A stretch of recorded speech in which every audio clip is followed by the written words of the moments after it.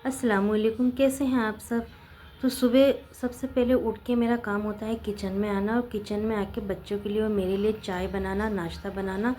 और खाना जो है वो सुबह ही बन चुका था, और उसके बाद जो है सारे बर्तन मैंने निकाल लिए थे मांजने के लिए। और हम चाय नाश्ता कर ही रहे थे कि मेरी बहन की बेटी है, हमारी नन्ही परी, जो सुबह 9 बजे इधर आ गई थी, और हम सब उसमें लग गए। तो जो मेरा काम था वो लेट हो चुका था। तो माशाल्लाह बड़ी प्यारी लगती है, और ये एक बार इधर आ जाती है तो फिर इसको छोड़ने का मन ही नहीं होता है। तो इसकी वजह से हमारा काम हमेशा से ही लेट होता है। और उसके बाद जो है मैं फिर से आ गई थी किचन में। तो ये मैंने बर्तन मांज लिए थे और किचन की साफ़ सफाई कर ली थी। लेकिन जब तक के बर्तन रहते हैं मांजने के, तो ऐसा लगता नहीं कि अपन ने किचन की साफ़ सफाई की है। तो सबसे पहले बर्तन को ही साफ़ करना पड़ता है, और बर्तन मांजने के बाद में फिर ऐसा लगता है कि हाँ कुछ अच्छे से साफ़ हो चुका है। और इधर लगा ली थी फलक ने मशीन। तो अभी ठंड की वजह से मशीन हमारी ज़्यादा टाइम में लग रही है, नहीं तो हम एक दिन छोड़ के मशीन लगाते हैं, लेकिन ठंड की वजह से लग नहीं पा रही है। एक हफ्ते में मशीन लगाई हुई है।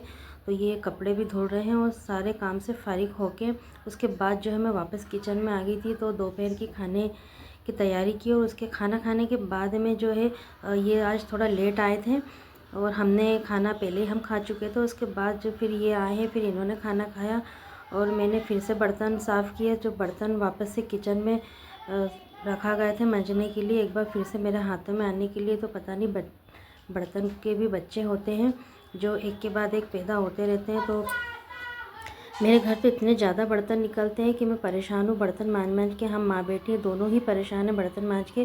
क्या आपके घर भी इतने ही बर्तन निकलते हैं? मुझे कमेंट्स में ज़रूर बताइए। तो ये दोपहर के खाने के बाद में फिर से एक बार बर्तन मेरे हाथों में आने के लिए बिल्कुल तैयार थे। और उसके बाद जो है सब फिर से मैंने किचन साफ़ करा। और सबसे ज़्यादा मेहनत का काम होता है मेथी की भाजी तोड़ना।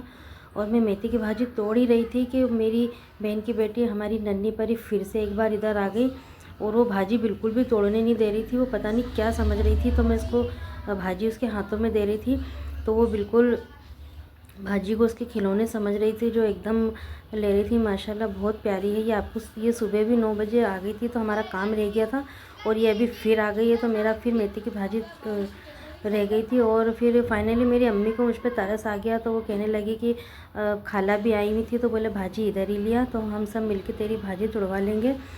और मेरी भाजी टूट चुकी थी। अगर मैं अकेली तोड़ती तो मुझे बहुत देर लगती भाजी टूटने में। तो मेरी अम्मी को मुझ पर तरस आ गया, और ये मैंने कर ली शाम की तैयारी।